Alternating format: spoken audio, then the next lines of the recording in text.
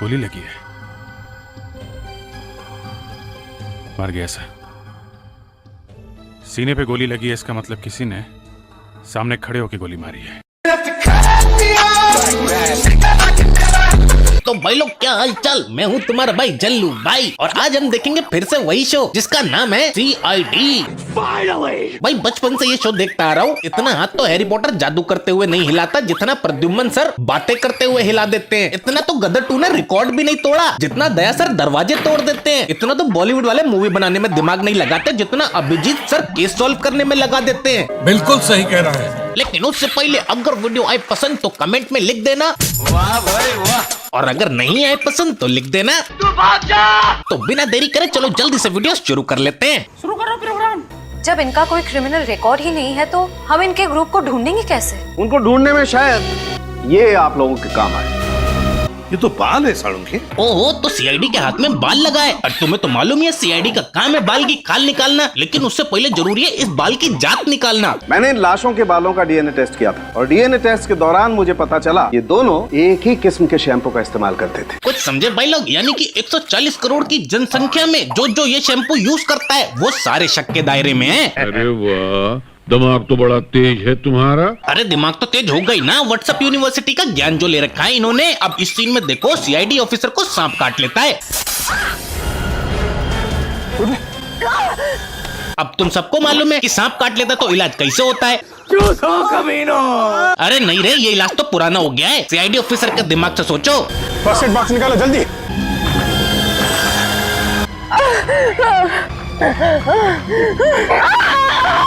खून निकल जाएगा ना जहर वाला तो ठीक हो जाएगा। पूरे जहर निकल चुका है। पहले तो मुझे ये बताओ, ये फर्स्ट एड बॉक्स में चाकू कौन रखता है? और चलो रखा तो रखा, लेकिन इससे इलाज कैसे हो गया? मतलब जो सांप काट ले वहाँ पे काट के खून निकाल दो तो इलाज हो जाएगा। जहाँ पर स्नेक बाइट हुई है उस एरिया को काटना या फिर वो वेनम सक करना, ऐसा आपको कुछ भी नहीं करना है। डॉक्टर साहब ये तो आपको मालूम है ना, CID वालों को नहीं। CID ऑफिसर से ये ऐसे मानने वाले नहीं है। वो तो सोचो सांप ने केवल हाथ में काटा था। सोच अगर आगे काटता तो तुझे क्या।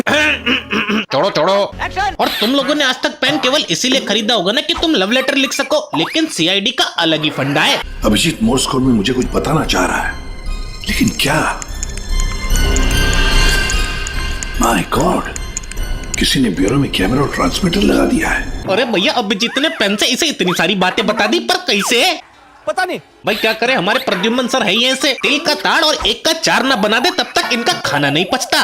अजीब लगा तुम्हें? सर जब वो यहाँ आई थी तो उनके पास एक बैग था, एक बड़ा हैंडबैग। इस लड़के ने केवल एक बार बोला है एक बड़ा हैंडबैग, लेकिन हमारे प्रद्युम्न सर इस बात को इतनी बार रिपीट करेंगे जैसे सॉन्ग ऑफ टोनी कक्कर। बड़ा सा हैंडबैग, बड़ा सा हैंडबैग, बड़ा हैंडबैग, एक बड़ा हैंडबैग लेके। भैया ये हमारे प्रद्युम्न चाचा इतने निराले हैं कि बात को घुमा के केस सॉल्व कर देते हैं। क्या आप में से किसी ने इस लाश के आसपास किसी को देखा? अभिजीत किसी ने भी नहीं देखा। इसका मतलब है देख दाग के चुपके से ला करके लाश को यहाँ फेंका गया है। अरे ओ चचा कैसी बात कर रहे हो? अब चोर भी तो सन्नाटे में ही चोरी करता है, उसमें इतना गणित लगाने की क्या जरूरत है? रुको तुम लोगों को मैं इसकी थिंकिंग समझाता हूँ। सर आपको एक गुड न्यूज देनी थी कि मेरी शादी होने वाली है। ओह इसका मतलब समझे तुम लोग, यानी कि श्रेया दुल्हन बनने वाली है। हमेशा के लिए नरक की आग में जलकर तेरी मां की। और पता है आजकल CID वाले पूछताछ 3rd डिग्री देके नहीं करते बल्कि फिरकी देके करते हैं। मुझे वो दोनों चाहिए और अभी क्या? अभी तू ऐसे नहीं मानेगा। हाँ तू ऐसे नहीं मानेगा।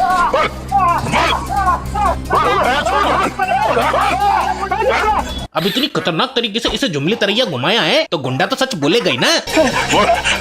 वो हर दूसरे तीसरे दिन लावनी देखने आते हैं। अब सोचो इतनी खतरनाक 3rd डिग्री के बाद, I mean 3rd फिरकी के बाद जो जुबान नहीं बोल रही थी वो भी बोलने लगी।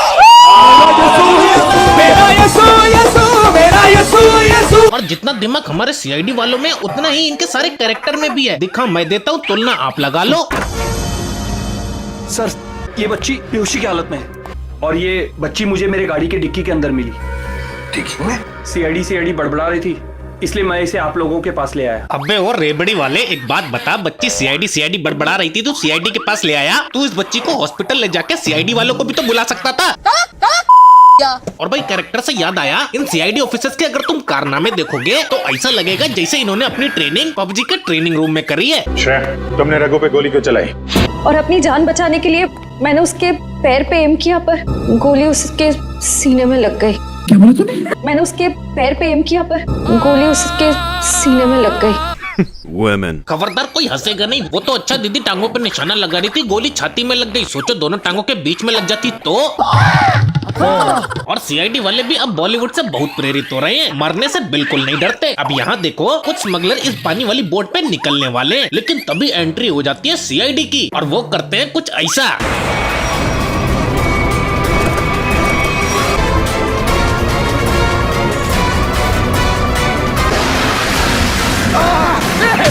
इससे पहले कि तुम लोग ये सोचो कि कैसे ले गए ये गाड़ी को इतना ऊपर और बन गए कबूतर। अरे भाई ये ऐसे ही हैकर हैं जिनके पास अनलिमिटेड हेल्थ है कि नॉक तो हो ही नहीं सकते चाहे कितनी ऊंचाई से भी गिरे। और भाई मानो या मत मानो, इनके शो में सीआईडी से ज्यादा तो खूनी समझदार होते हैं। ऐसे ऐसे आविष्कार करते हैं कि दिमाग हिल जाता है। एक बार तो खूनी ने ऐसा चाकू बना डाला जो खून करने के बाद अपने आप गायब हो जाता है। कुछ भी। अरे हाँ, अब इस सीन को देखो, इस बंदे को चाकू लगाए और वो चाकू सिंक में गिर जाता है, याद रखना। लेकिन जैसे ही हमारे डॉक्टर सस्ते वसीकरण आते हैं, चाकू सिंक से गायब हो जाता है। अरे यार ये क्या मजाक है? अरे कोई जादू वादू नहीं है, क्योंकि सीआईडी पता लगा लेती है इसके पीछे का विज्ञान और अब वो देगी सबको ज्ञान। ये चाकू स्टील या लोहे से नहीं बल्कि एक ऐसे धातु से बना है जो गर्म हवा या गर्म पानी में जाते ही पिघल जाता है। ये क्या बेतुका सवाल है? ऐसी कोई चीज बन नहीं सकती। अरे भाई क्यों नहीं बन सकती? सीआईडी है तो सब मुमकिन है। और विश्वास नहीं होता तो ये डेमो देख लो।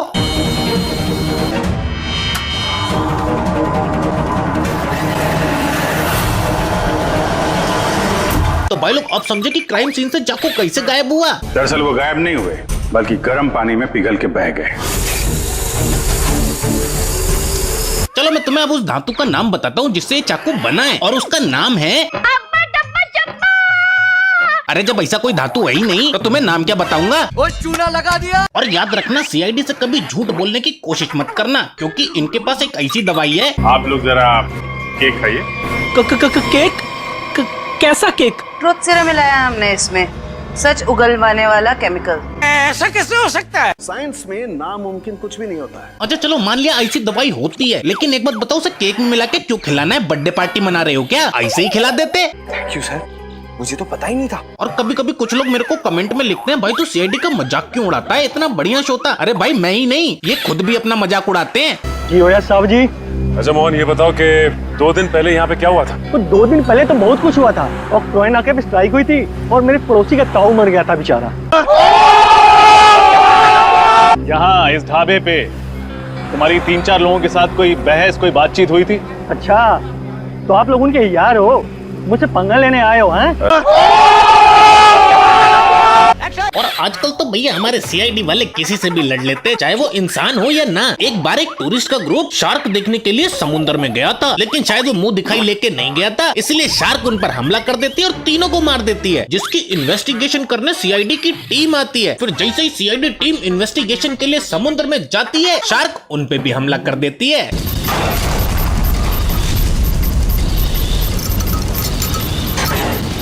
लेकिन इस बार शार्क नहीं कर पाती पेट पूजा, क्योंकि इस बार थे हमारे दया सर, जो कि उसको देते हैं लात और घुसा।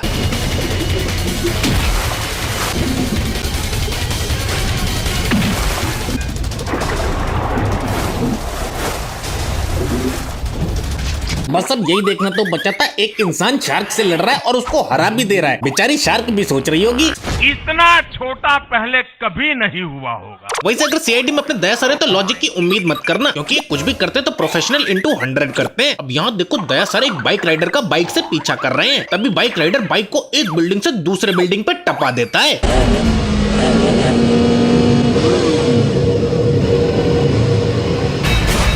फिर क्या हुआ? अरे फिर क्या होना था, अपने दया सर भी किसी से कम है के? वो भी एक्सीलरेट करते हैं अपनी बाइक और ऐसे टेक ऑफ करते हैं जैसे फ्लाइट।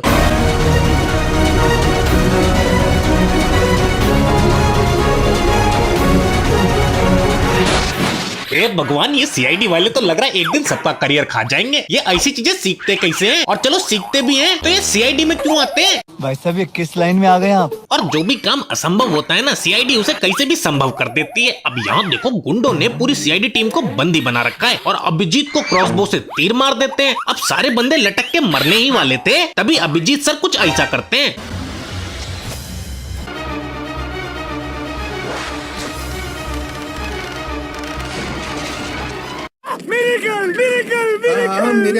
अरे वाह, विजीत सर ने हाथों से ही तीर चला दिया। अपना हाथ जगन्नाथ तो सुना था, अपना हाथ तीर कमान पहली बार देख रहा हूँ। और अभी तो तुम हैरान होने वाले हो क्योंकि एक बार सीआईडी को एसीपी प्रद्युमन का कटा हुआ सर मिला था। अरे इससे पहले कि तुम शोक मनाओ उससे पहले रुक जाओ, क्योंकि ये कटा हुआ सर नकली है। रबर है, रबर है। हाँ? ये चेहरा नकली है? अरे तुम क्या, मैं भी शौक हुआ था ये जान के कि ये चेहरा रबर का बना हुआ है।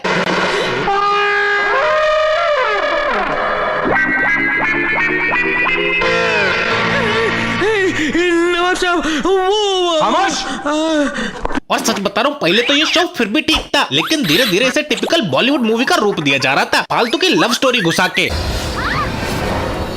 Oh no, Shreya. You okay? ठीक हो तुम? तेरे वास्ते पलक कैसे न चांद लाऊंगा। रहा नहीं जाता। अरे दीदी थोड़ा संभाल के, वो दया है, दरवाजा भी खोलता नहीं तोड़ता है। बाकी तो आप लोग समझ ही गए होंगे। तो भाई लोग बस आज की वीडियो में इतना ही। और काफी लोग कंप्लेंट कर रहे हैं भाई वीडियो लेट आ रही है। अरे सेकंड चैनल पे जाओ ना, एक मस्त भोजपुरी की नो लॉजिक वाली वीडियो डाली है, जाके देखो मजा आएगा। तब तक के लिए चलता हूँ, मिलता हूँ आपसे नेक्स्ट वीडियो में। टाटा।